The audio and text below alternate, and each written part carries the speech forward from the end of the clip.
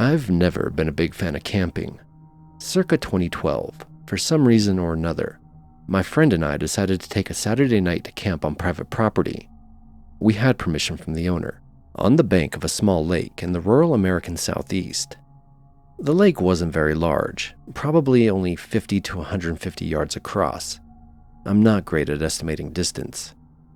It was more of a deep pond, but it was 5 times as long as it was wide, and from the perspective of our camp, it consumed the majority of our sight line.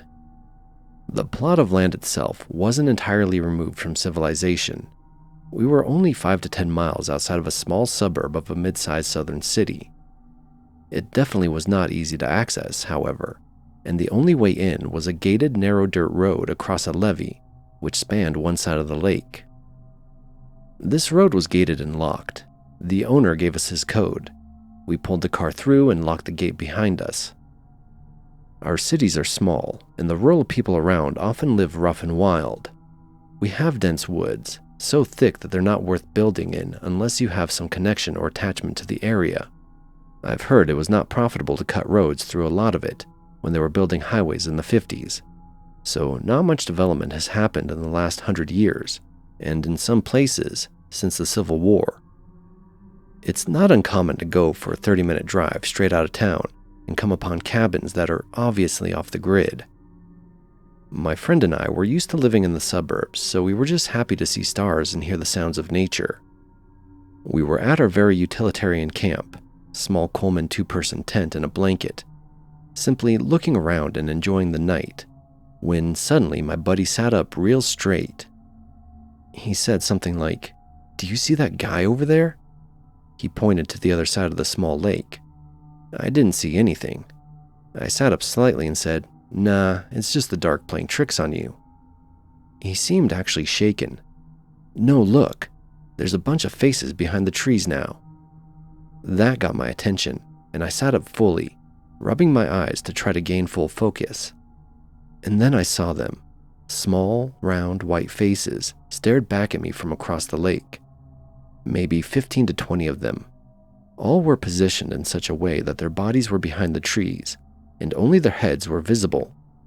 The best way I can describe the faces is like very pale, somehow internally illuminated children. I should mention that neither of us were drinking or high. We were too young for that. Not for at least a few more years.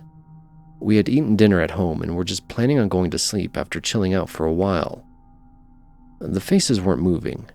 I was kind of sitting there in shock, thinking that my eyes would adjust and I would see that they were reflections, bugs or owls or something like that. But I would never come to that realization.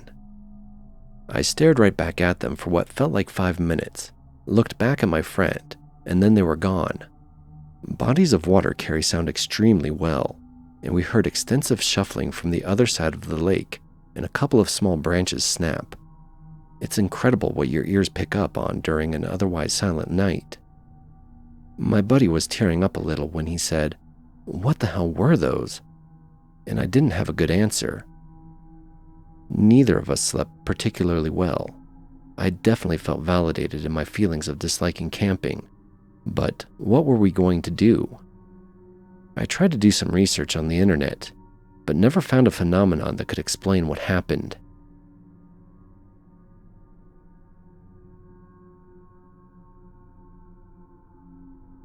This happened many years ago when I was about 10 or 11 years old.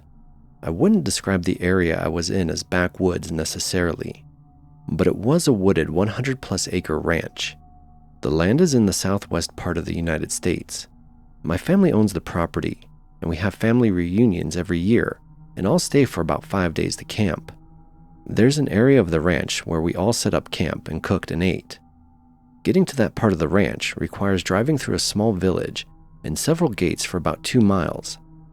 The first gate beyond the village is slightly past a set of railroad tracks. That's a lot of description, but it's relevant later in the story.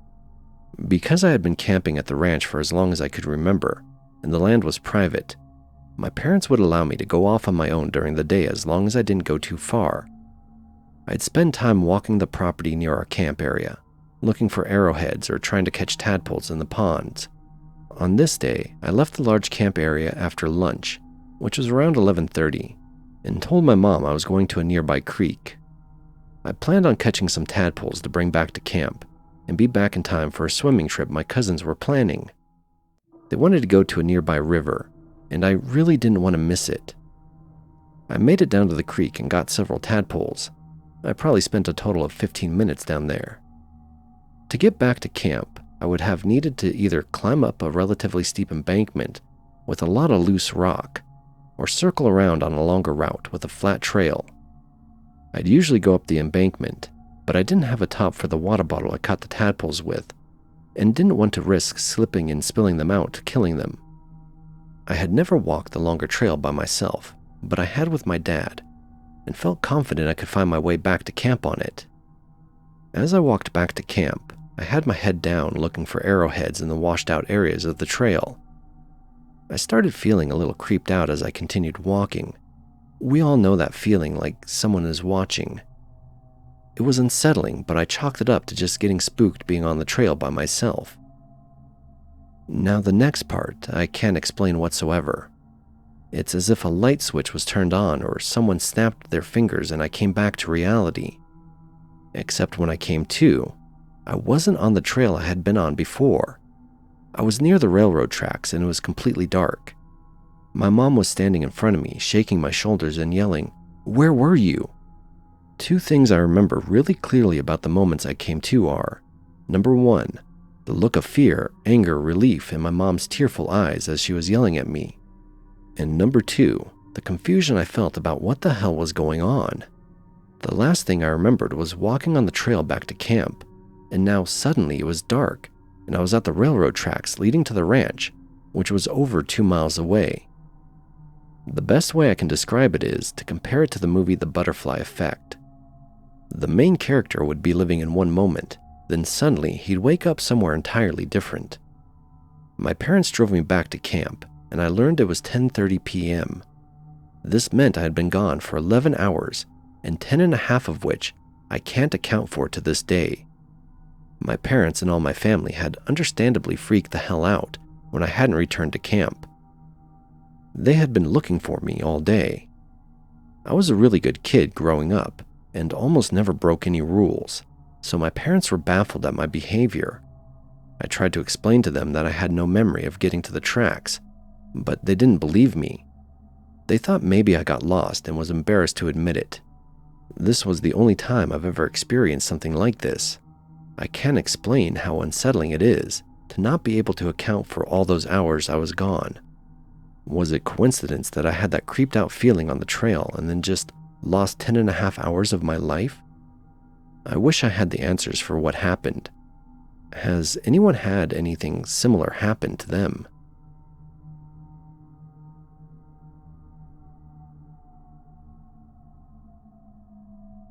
It was the summer of 2005. A friend of mine, Wayne, and I decided to spend the day fishing at Upper Swauger Lake in the Lost River mountain range of Idaho. Visited mostly by the locals, this alpine lake is tucked up on a ridge, overseeing two long dry canyons on opposite sides. It sits just at the top of the tree line, providing an uninhibited view of the sky and surrounding mountain peaks. The fishing is usually pretty good, if you like golden trout. I hate trout. They taste like mud. But I do love fishing, and some of the best, most secluded lake fishing can be found on these high Idaho peaks. Getting to Swauger Lake is not an easy task. It's a 100-mile journey over a lonely highway from the region's largest town, Idaho Falls. When you hit the dirt road turnoff, there are miles of four-wheel driving up the canyon to the hiking trail. Once at the trailhead, it's a 2-mile, 1,000-foot vertical gain hike up to the lake. But when you finally arrive, surrounded by the bald peaks of the Little Lost Range, it's all worth the effort. Arriving at the lake around noon, we spent the day fishing, relaxing, and chatting. Far down in the canyon, out of sight from us, we continually heard periodic loud blasts. Growing up in the rural US, you get accustomed to people target shooting on public land, and that's what we concluded was happening below us. From the sheer thunderousness, we guessed it was a large caliber muzzle-loading rifle. The blasts were spaced out long enough that they had to be manually reloading their guns. The shots reverberated and echoed throughout the canyon. Whoever was down there was having a bit of fun with their rifle. Unperturbed by the cacophony down in the canyon, we continued fishing, only momentarily reminded of the explosions as they continued to occur throughout the day. The fishing was great, and the day seemed to flash by. Before we knew it, the sun was cresting on the mountains. We headed back to camp for the night. Wayne had caught his limit towards the end of the day, while I had been releasing mine. We settled down to a campfire and watched the sun sink behind the mountain peaks as Wayne cooked his muddy fish. It was twilight now. Aside from the crackling of the fire, it was a quiet evening. The sky was absolutely clear, and we watched as the stars twinkled into existence in the sky. Our relaxation was interrupted by yet another one of those thunderous explosions, only this time much closer to us. That was weird. Target shooting is extremely dangerous at night. Whoever was down there in the canyon was being very irresponsible. Wayne nudged me with his elbow and motioned for me to look in the direction of the sound of the last explosion. While not directly visible to us, there was a light down the mountain.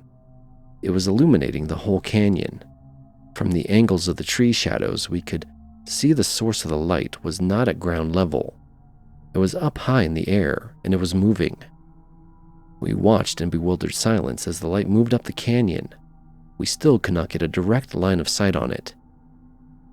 There was another blast that seemed to shake my skull. The light in the canyon flashed almost 100 times brighter than before. We could absolutely not make sense of what was happening. As we sat there, unsure of what to do, the light rose upwards out of the canyon. As it crested the trees and continued to rise, we could finally get a direct look at it. It was a brilliant ball of yellow-golden light.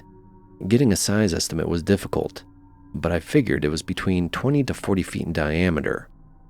The light rose silently above the canyon, and then above our elevation at the lake. It stopped several hundred feet above the surrounding landscape and stayed there. The object's surface shimmered and danced. Little feathers of sparks would periodically jump away from the object and fall down towards the trees below. Wayne looked at me, and all I could do was shrug my shoulders and give him a "I have no damn idea" look. After a few minutes, the ball's surface stopped dancing. It was completely still in the air above us. No sound, no movement. With no warning, it exploded in a deafening shower of sparks and blinding light. Wayne and I instinctively jumped into the dirt and covered our heads. The light was so bright I felt I could see through my closed eyelids. The explosion shook everything around us. I could feel the shock resonate in the ground beneath me. It was like the world was coming undone at the seams. Then, everything was absolutely silent and dark. The whole event could only have been a handful of seconds, but it felt like hours. When we looked up into the sky, the ball of light was gone. We were left alone in just the dim light of the stars. Picking myself up out of the dirt, all I could say to Wayne was, "What in the hell was that all about?" He chuckled nervously but didn't reply. We surveyed the camp and the surrounding area. Nothing seemed damaged or disturbed. There were no signs of fires that were started from the explosion. It was like nothing out of the ordinary had happened. The one thing that was off, though, was the time. It was late twilight when the light exploded above us, but my watch was showing 2 o'clock in the morning. Further baffling us was Wayne's fish. They were now charred cinders above a bed of red coals that was once our campfire. I'm well aware of the phenomenon of missing time, but that was not possible. The stupid thing exploded, we hit the dirt, and then we picked ourselves up. It couldn't have been more than a couple of minutes from the explosion to us getting up. I didn't have the mental capacity to process what happened. I headed to my tent and went right to sleep. It was a deep, dreamless sleep. When I awoke, the morning sun was illuminating the tent. Wayne was already up and fishing. I asked him about his thoughts on what happened last night, and he simply shrugged and said, "It either didn't happen, or we saw something we probably shouldn't have. It's that or Marvin the Martian tried to kill us." We fished for a few hours that morning, then decided against camping another night at the lake. We packed up camp and hiked down to our vehicle. This happened almost 20 years ago, and I've been back to Swauger Lake several times over the years. I've never seen or heard anything like what we saw on that night again. I don't have an explanation for what happened, and don't believe I ever will.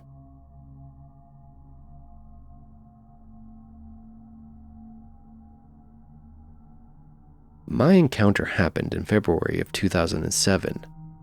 I used to work third shift at a paper stock factory warehouse. The main day shift supervisor was on vacation, so our boss on night shift decided she wanted to leave early. So she let us sneak off about 2 hours earlier than our normal shift end time. So this would have been between 4:30 to 5 a.m. I was following a coworker down this county road, as the warehouse was on the outskirts of my small rural town. I noticed he hit his brakes and proceeded to swerve off the road. I'm probably 1,000 feet behind him, and I'm thinking to myself, what the heck is the dude doing? And that's when I saw it. There was a tall, dark shape strolling down the middle of the road, in a hunched over and swaying side to side sort of manner. I have likened it to how one of those tall wind blower figures you see swaying at the car dealership or something like that moved. Very unnatural movements. I can't do it justice by describing it, as it would only really make sense if someone saw it themselves, I feel like. It looked like a tall person wrapped in a large, dark blanket or cloak. I had to hit the brakes and swerve too, but I came to a full stop. Whatever it was, I couldn't make out any features or characteristics. I saw a large torso with 2 legs. The upper half was hunched forward as if it was leaning like an older person would with a walker. Now, at that time, I was driving a 1998 Ford Explorer, and I've looked up the height of the vehicle, and it lists it around 67 inches. But whatever walked past my driver's window was a good foot or more higher than that, leaning forward. So I believe whatever was walking was over 7 feet tall minimum. Again, I could not see a head or any arms, just a figure with legs walking. My taillights illuminated it as I started to drive past it. I couldn't make out any definite details for the body. I didn't see fur, skin, or anything like clothing. It was solid, not like a translucent type of thing. It was just large, thick, and black, or at the very least, dark gray in color. My coworker had pulled over into a parking lot a little ways down the road, and I followed him in, and you could tell he was scared. He was saying something along the lines of, "What was that? It didn't have a head," among a lot of other things most panicked people say. We decided to drive back down and try to see if it was still there or what it actually was. I drove in front and he was following behind. We came up to the general area and I noticed there's a large black animal laying in the middle of the road. It appeared to be a big black dog. Part of me knew that this wasn't large enough to be what was walking in the road, but we had to stop because it was directly in the middle of the roadway.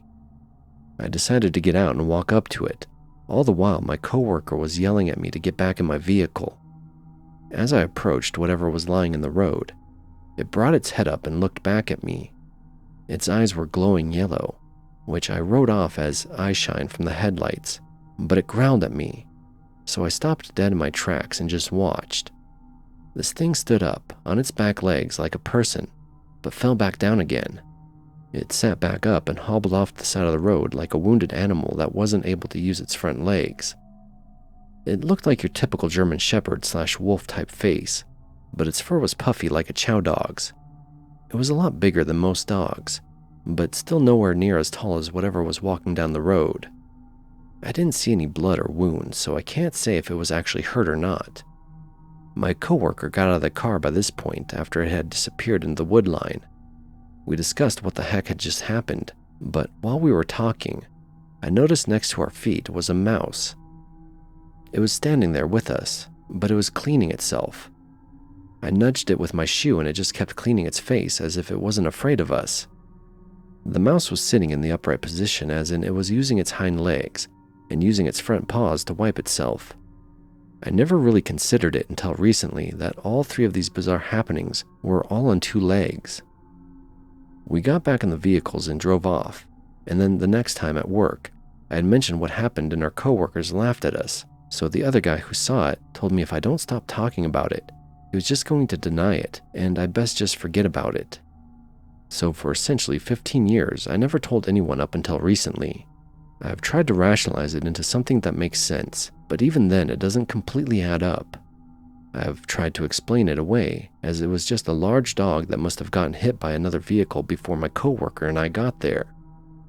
Maybe it was messing around with the mouse, and it got hit, which broke its front legs, so that's why I was trying to use its back legs. The mouse was traumatized from the dog trying to mess with it, so it was just standing there cleaning the dog slobber off itself. That sounds at least plausible until the original thing we saw walking without a head. The dog was nowhere as tall as that thing was, so even with the dog standing upright, it was close to 6 foot roughly. But whatever was walking had to have been over 7 feet tall, as it was so much taller than my Explorer, even with it hunched forward. I can explain away the dog and the mouse, but I can't just explain what that was, so I'm back at square one trying to understand what it could have possibly been. As someone who's always been very skeptical, it becomes very hard to accept the unacceptable. I've always been interested in weird creatures and such, but I never truly believed they existed. I still struggle to believe that all these crazy stories I hear could be true, and yet who am I to say they aren't? Especially with the weird crap that my former coworker and I went through that night. All I know is what I saw, but whatever I saw is something I don't know, and probably never will. It sounds crazy, and I personally would be hesitant to believe it if someone else told me this happened to them. But that's what happened.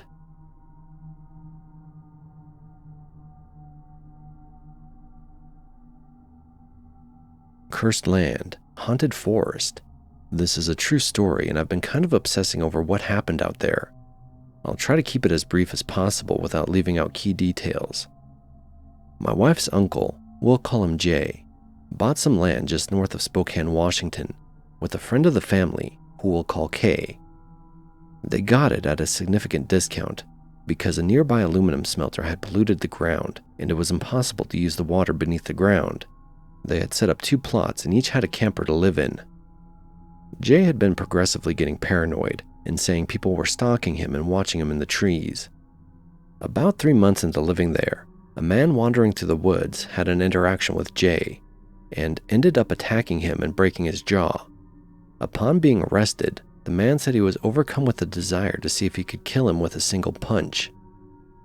2 months later, Jay was murdered in his sleep on the couch in his camper.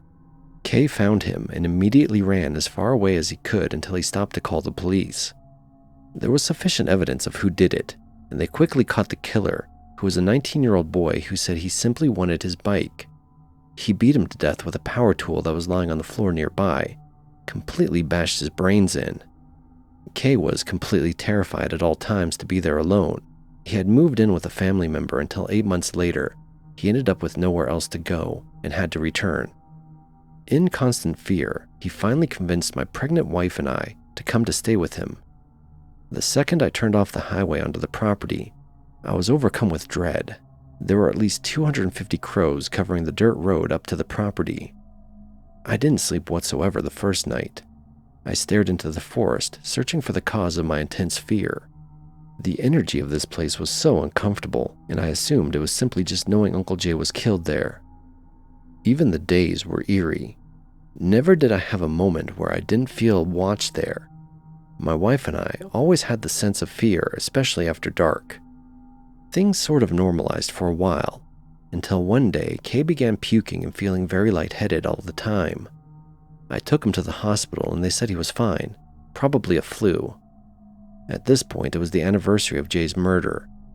3 days after the date of Jay's death, Kay comes running out of his camper screaming, "I can't breathe," waking my wife and I up, and we run out to see what's wrong. Kay had gotten into his car and floored it, crashing into a nearby tree. I run up and peer through the window to see the most intense and most primal fear I've ever seen in someone's eyes. He was gasping and clutching his chest. Moments later, he breathed out one last time, and he was dead. We gave him CPR for 30 minutes until EMS arrived. On July 10th, 1 year and 3 days after moving there, both Jay and Kay were dead. After that, it was only my wife and I alone on the property. every moment living in fear and not understanding what happened there. I don't know why we didn't leave right away. One day I came out to get water from a freshwater drum we kept out there, and I smelled the worst smell I've ever smelled in my life. The water container had a 1-inch opening on top, and inside the water were bits and pieces of chipmunks, like spines and heads. They hadn't fallen in. Something ripped them apart before putting them inside. The nights were getting worse and worse. I never saw anything, just always filled with unease and intense fear. I grew up deep in the mountains of North Idaho, with the nearest town being 30 miles away. Fear in the woods, even at night, is new for me, hearing crashing and footsteps every night. One night, my wife and I returned home to having the worst feeling I've ever felt.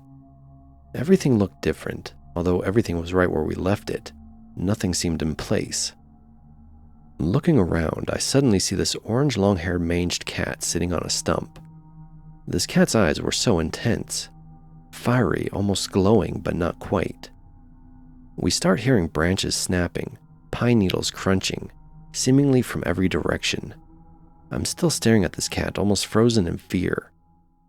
Suddenly, a voice breaks out, echoing throughout the forest. "Hello, is anyone out there?" A little girl, I thought, but something was off. My wife yells back, "Hello, are you okay? Anybody?" The voice had changed. "Help me, help me." We yell back several times without response. "Somebody, help me." The most intense shrieking, evil-sounding voice of a woman I've ever heard. I'm filled with more intense fear than I could ever describe. But my wife, she's overcome with the need to find this person. I grabbed her by the arm and tell her something isn't right. Why won't she respond to us? My wife is trying to break free from me to go off alone. I tell her to get into the truck, and I'll grab the spotlights. We aren't going on foot. We roll the windows down and shine my intensely bright LED lights throughout the forest. We slowly creep down the road, yelling back. As we get further down the road, the voice strikes out, "Please, won't anyone help?" Sounds are difficult to pin down in the woods, but this one was very close. I hit the brakes and stop immediately. We shine the lights and yell back, searching. No sign of anyone when suddenly the voice explodes into the cabin of the vehicle, as if they were standing right outside my window. "Help me, somebody help," leaving my ears hurting and ringing. I hit the gas and didn't look back.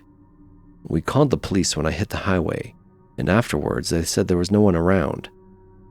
I picked up our stuff the next day, and my wife gave birth the following day. We never stayed there again after the baby was born.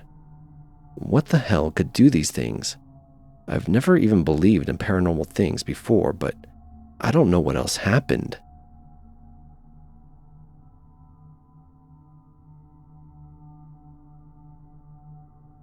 In many rural areas of the American West, cutting firewood in national forests is a necessary chore if you want to warm a house through the winter. Our home in mountainous central Idaho was no exception. It was normal for my dad to pick me and my brothers up after school and head into the mountains for an afternoon of firewood gathering. My dad would fell the dead trees and saw them into chunks. My brothers and I had the task of rolling the wood to the truck and loading it. We would continue this assembly line process until we had a truckload of wood, usually before nightfall.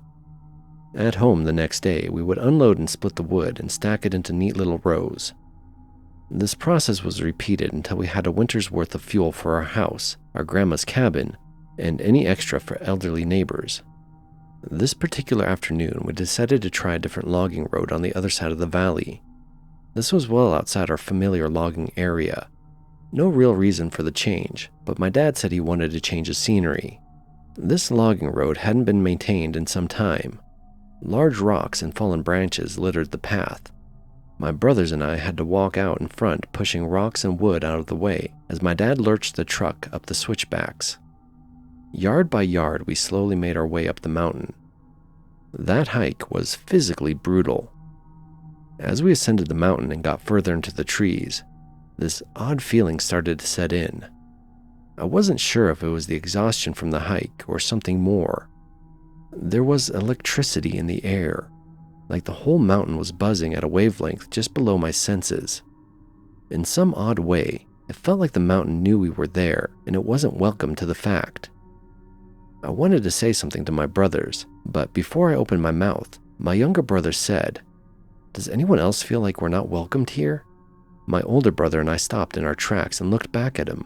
Both of us nodded in agreement. This moment was broken by my dad honking and motioning us to continue clearing the path. Reluctantly, we pushed forward to a small clearing in the woods where we finally stopped the truck.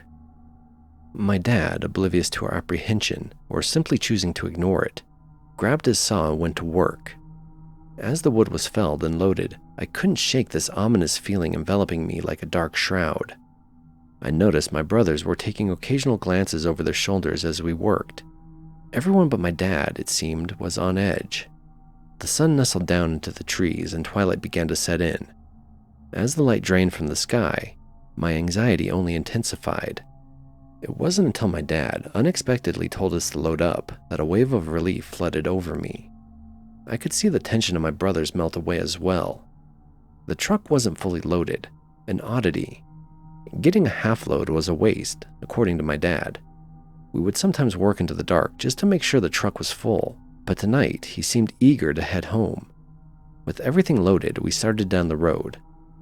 Although dead tired, everyone seemed to be in a much lighter mood. We were chatting and cracking jokes while trying to blow off steam from the afternoon. We were almost out of the tree line and into the valley desert. Going down the switchbacks, you want to be careful, especially with a load, even if it was half full. A brown blur jumped up from the downslope side of the switchback. "Shit," was the only word that came out of my dad's mouth as he slammed on the brakes.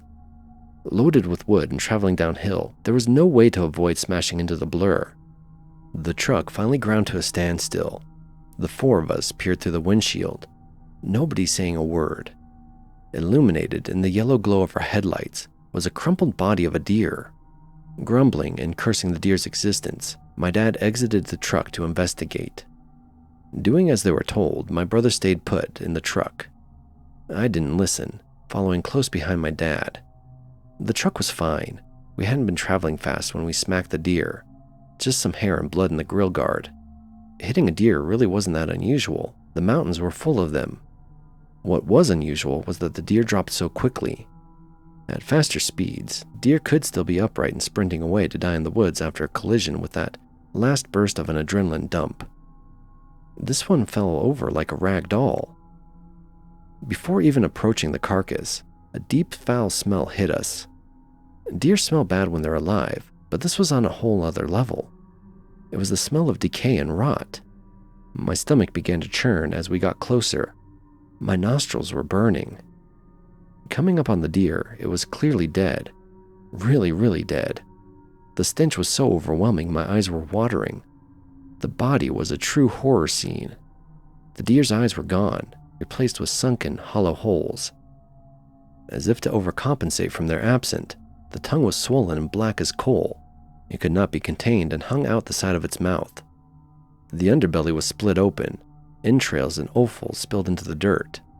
In the dim headlights, it looked as though the deer's fur and viscera were moving, wiggling almost.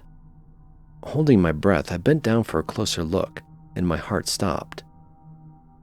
The deer, inside and out, was covered in maggots. It was dead all right, but our truck didn't kill it. Clearly, it had been dead for days, if not weeks. I backed away, retching. The electric anxiety came screaming back. My dad was always the quiet, stoic type, but right now, even in the dim headlights of the truck, I could see the abject horror in his face. His gaze wasn't on the deer, but focused down the mountain. Poorly masking the fear in his voice, he told me firmly to walk back to the truck and get inside. I obeyed without objection. As I grabbed the door handle, a loud shriek came out of the trees. Branches were shattering and breaking. Something was heading up the slope towards us. I slammed my door closed just as my dad reached the truck. Before his door was shut, he pressed on the accelerator. The truck launched forward, sending us over the deer carcass and racing down the hill. With my brothers and I yelling, it was hard to tell if the shrieking was following us. Our truck popped out of the tree line and into the desert sagebrush. Once out of the woods, everything quieted down. We were left with only the rumble of the engine and the wind through the half-opened windows.